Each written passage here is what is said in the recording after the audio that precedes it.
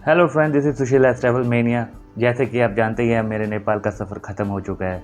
तो इस सफ़र में जितने भी मेरे एक्सपेंसेस लगे हैं और कुछ खास टिप्स जो मैं आपको देने वाला हूं, जो आपको हेल्प करेगी इन केस आप नेपाल जाने का प्लान कर रहे हैं, तो इस वीडियो में ये सब डिस्कस होने वाला है। तो लेट्स स्टार्ट इट।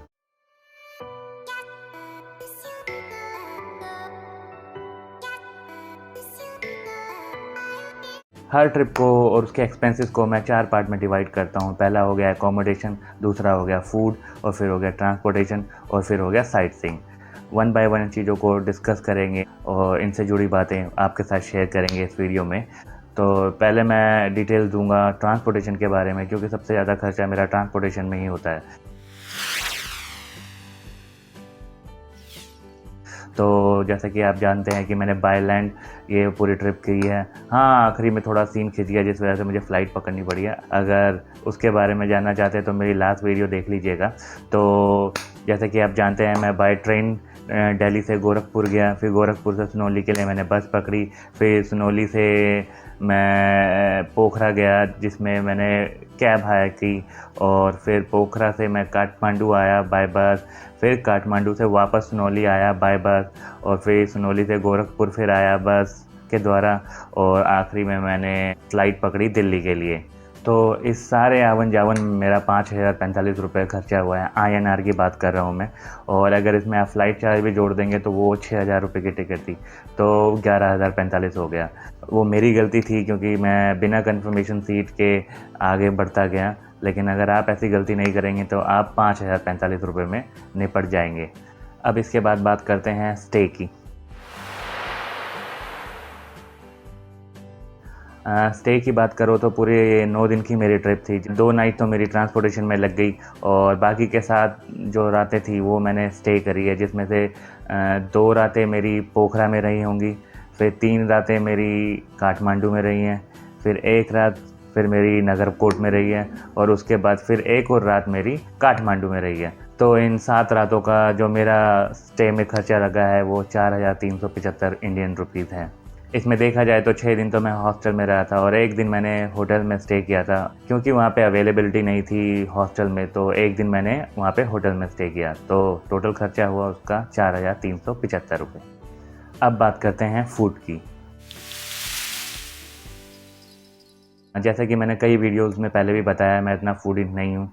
तो कहीं पे भी मैं जाता हूँ, फूड ही एक ऐसी चीज़ है जिसमें मेरा सबसे कम खर्चा लगता है। इस बार भी मेरा फूड में करीब 2300 रुपये खर्चा लगा है। नॉर्मली मैं 3 टाइम खाना खाता हूँ, लेकिन जब ट्रैवलिंग करता हूँ मैं, तो कई बारी ऐसा भी होता है कि मैं दिन में 2 बार ही खाना खाता हूँ। तो यही रीज़न होता है कि मेरे खाने में सबसे कम खर्चा आता है। ऊपर से बोनस ये हो गया कि जब मैं पोखरा में था तो वहाँ पे कीवी में मैंने स्टे किया, और वहाँ पे मुझे ब्रेकफास्ट इंक्लूड मिला, तो इतना खर्चा मेरा खाने में हुआ नहीं है। चाहे आप इंडियन डिशेस ट्राई कर लो, नेपाल डिशेस ट्राई कर लो, जंक फूड ट्राई कर लो, मतलब इसमें ज़्यादा खर्चा नहीं होता है। नॉर्मली मेरा 2300 रुपये खर्चा आया। अब बात करते हैं साइट सीइंग की।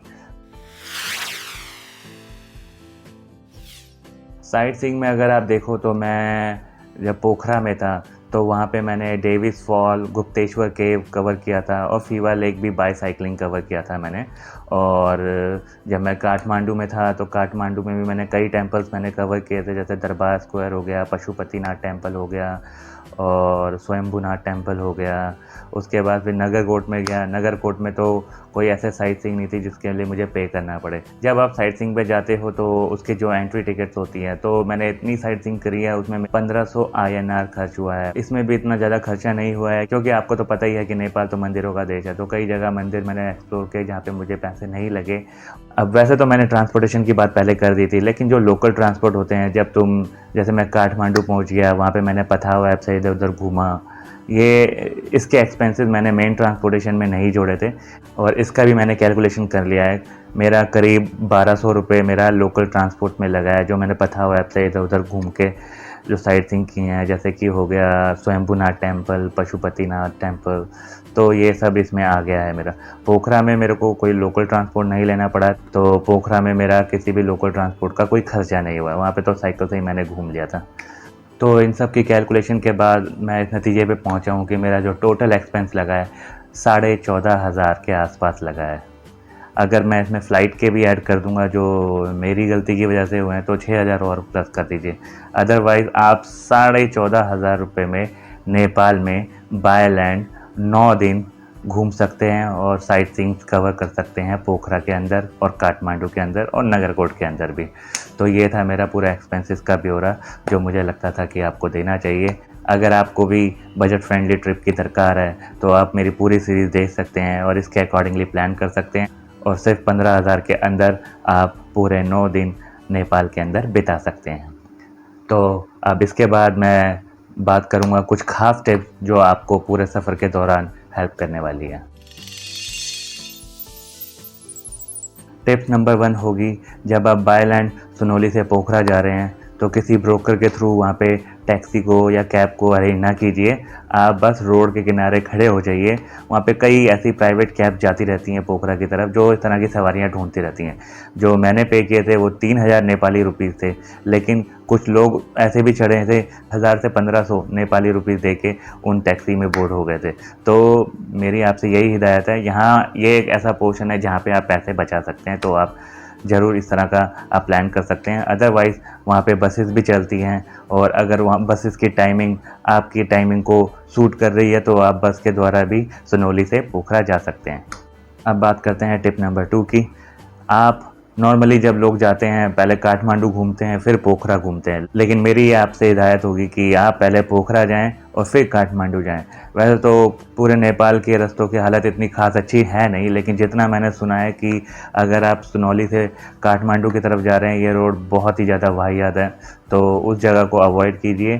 पहले आप पोखरा जाइए, पोखरा को घूमिए और उसके बाद फिर काठमांडू की ओर बढ़िए। और ऐसा करने से दूसरा बेनिफिट ये होता है कि जैसे आप ये दिल्ली जैसे शहर में रह रहे हैं या किसी क्राउडेड सिटी में रह रहे हैं, उसके बाद आपको रिलीफ चाहिए तो आपको वैकेशन की फीलिंग आनी चाहिए और उसके लिए पोखरा बिल्कुल बेस्ट डेस्टिनेशन है। अगर आप सीधा काठमांडू में चले जाएंगे तो काठमांडू भी दिल्ली और मेट्रोपॉलिटन सिटीज़ की तरह क्राउडेड है, तो आपको वैकेशन वाली फीलिंग आएगी नहीं।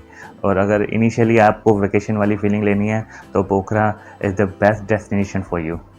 टिप नंबर 3, जैसा कि मैंने बताया आपको पूरे नेपाल की रोडें खास अच्छी नहीं हैं, तो अगर आप वहाँ पे कहीं बस से ट्रैवल कर रहे हैं तो मेरी यही हिदायत होगी कि आप आगे की सीट्स में बैठें ना कि पीछे की सीट में। पीछे की सीट में बैठने से आपको काफ़ी जर्क महसूस होंगे और आपकी ट्रैवलिंग इतनी कंफर्टेबल नहीं रहेगी। टिप नंबर 4, अगर आप काठमांडू में जब जा रहे हैं तो वहाँ पे पहुँचते ही आप पथाओ ऐप ज़रूर डाउनलोड कीजिए। पथाओ एक ऐसी ऐप है जिससे आपका ट्रैवलिंग काफ़ी आसान हो जाता है। आप बाइक के द्वारा जितने भी टूरिस्टिक स्पॉट्स हैं काठमांडू में घूम सकते हैं। टिप नंबर 5, अगर आप नगरकोट जाने का प्लान कर रहे हैं तो किसी भी थर्ड पार्टी के बहकावे में ना आए, ना ही होटल के बहकावे में आए। हालांकि मेरे होटल वाले ने तो सही गाइड किया था कि आप कैसे ईजिली और सस्ते में आप नगरकोट जा सकते हैं, लेकिन हर होटल वाले सेम नहीं होते हैं। 200 से 300 रुपये आपको लगेगा नगरकोट से अप एंड डाउन करने में, जबकि आप लोकल टैक्सीज आप करते हो नगरकोट के लिए वो 2 से 3,000 रुपये भी आपको चार्ज कर सकती हैं। तो इन चीज़ों को आप ज़रूर ध्यान में रखें और इस तरह आप अपनी ट्रैवलिंग को थोड़ा इजी बना सकते हैं। तो सारे एक्सपेंसेस का और ट्रैवल टिप्स का मैंने सारा आपको ज्ञान दे दिया है। आप इन चीज़ों को नोट डाउन भी कर सकते हैं और इसके अकॉर्डिंगली अपनी ट्रैवलिंग शुरू कर सकते हैं नेपाल की। तो बस इस वीडियो में इतना ही। वीडियो अच्छा लगे तो लाइक शेयर सब्सक्राइब जरूर कर लीजिएगा। उसके बाद do whatever you want to do, but don't forget to respect other and yourself. Bye.